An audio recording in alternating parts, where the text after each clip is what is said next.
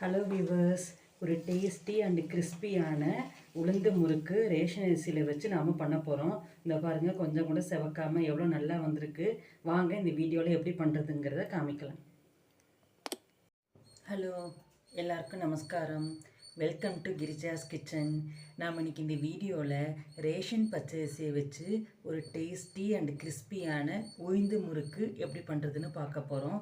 இது ரேஷன் பச்சரிசி மிஷினில் கொடுத்து அரைச்சி எடுத்துன்னு வந்திருக்கேன். நல்லா இதை சலித்து வச்சுருக்கோம். இது ஒரு 6 டம்ளர் இருக்கும். ரேஷன் பச்சரிசி மாவு 6 டம்ளர் சலித்த மாவு. இந்த 6 டம்ளர் பச்சரிசி மாவுக்கு நான் 1.5 டம்ளர் உளுத்தம்பொடி. உளுந்தை வறுக்கணுங்கிற அவசியமே இல்லை. அப்படியே மிக்சியில் கொடுத்து நல்லா நைஸாக அரைச்சிட்டு சலித்து எடுத்துட்டுலாம். இப்போ இந்த 1.5 டம்ளர் உளுத்தம்பொடியை சேர்க்குறேன். அப்போ என்ன கணக்கு வருதுன்னா, ஒரு டம்ளருக்கு கா டம்ளர் உளுத்த மாவு பொடி கணக்கு வருது. இதை எல்லாத்தையும் ஒன்றா கலந்துடலாம். கலந்துன்னுட்டு நாம் இதுக்கு வேணுங்கிற உப்பு, பெருங்காயம், எள்ளு, ஒரு சில பேர் ஜீரகம் சேர்ப்பா, அப்படி இல்லைன்னா வெள்ளை எள்ளு சேர்ப்பா, ஓமம் சேர்ப்பா. என்கிட்ட வெள்ளை எள்ளு சீரகம் இல்லாத காரணத்தினால இப்போ நான் கருப்பெள்ளு சேர்த்துக்கிறேன். இந்த பாருங்க, இந்த கருப்பெள்ளு போட்டால் இந்த வெள்ளை மாவுக்கு இந்த கருப்பெள்ளுக்கும் நல்லா கலர்ஃபுல்லாக இருக்கும் பார்க்கறதுக்கு முறுக்கு. நல்லா கலந்துன்றலாம். ஒத்தாப்பில் பெருங்காய பொடி சேர்க்குறேன். இதுக்கு தேவையான சால்ட், உப்பு.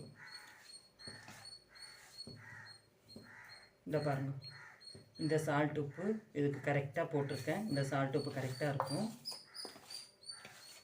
ஒரு சில பேர் சுட்ட எண்ணெயை காய்ச்சி ஊற்றுவாங்க. நான் இந்த மாதிரி சுட்ட எண்ணெயெல்லாம் காய்ச்சி ஊற்றலை. இதுக்கு திட்டமாக நம்ம கொஞ்சமாக வெண்ணெய் சேர்த்துண்டா போதும். நிறைய உளுத்தம்பொடி சேர்க்கறதுனால அதுவே கொஞ்சம் கரகரப்பு கொடுக்கும். நீங்கள் உளுத்தம்பொடி கம்மியாக போட்டீங்கன்னா தான் உங்களுக்கு முறுக்கு வெடுக்குன்னு இருக்கும்.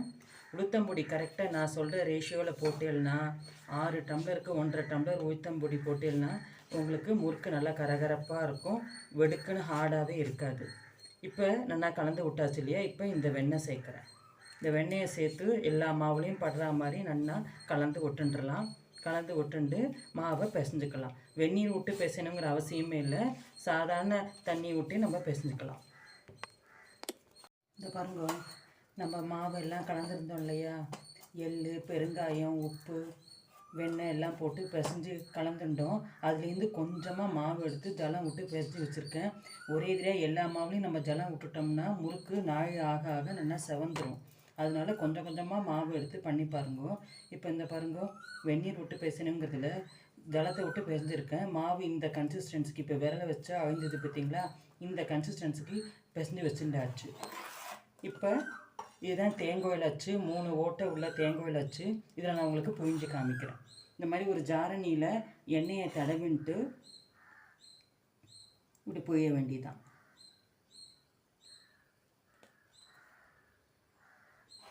இந்த மாதிரி புழிஞ்சு நம்ம எண்ணெயில் போட போகிறோம். இதை பாருங்க, எண்ணெய் நல்லா காஞ்சி எடுத்து ஒரு சின்னதாக மாவை கிள்ளி போடுறோம் பாருங்க. நல்லா மேலே எழும்பி வருது. இது தெரியுது பற்றியெல்லாம். நம்ம புழிஞ்சு வச்சுருக்கிற முறுக்கை இதோட போட்டுற வேண்டியதான். இந்த பாருங்க, நம்ம போட்டிருந்த முறுக்கு 2 பக்கமும் நல்லா ஓசையில் அடங்கிடுத்து. இப்போ என்ன சத்தமும் அடங்கிடுத்து. இப்போ நம்ம இதை எடுத்துடலாம்.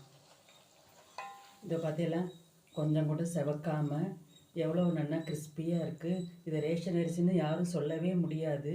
நீங்களும் இதே ப்ரப்போர்ஷனில் ட்ரை பண்ணி பார்த்துட்டு மறக்காமல் எனக்கு கமெண்ட்டில் போஸ்ட் பண்ணுங்க. என்னோடய சேனல் பிடிச்சிருந்தா சப்ஸ்கிரைப் பண்ணுங்க. I hope you all like this video. Thank you.